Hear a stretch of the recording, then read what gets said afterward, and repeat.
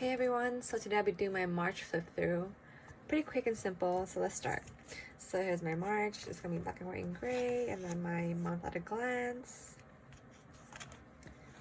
And then my week on one page from March 2nd to March 8th. I usually start on Monday to Sunday.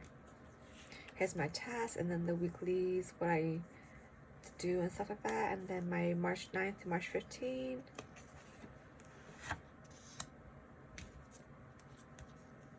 And then my March 16th to March 22nd. I'm now trying to keep my bullet journal pretty simple and just write all the to-dos and tasks on this. And then I do transfer it onto this and onto my other planners. I have March 23rd to March 29th, and then March 30th to April 5th. Thanks for watching, guys. Bye!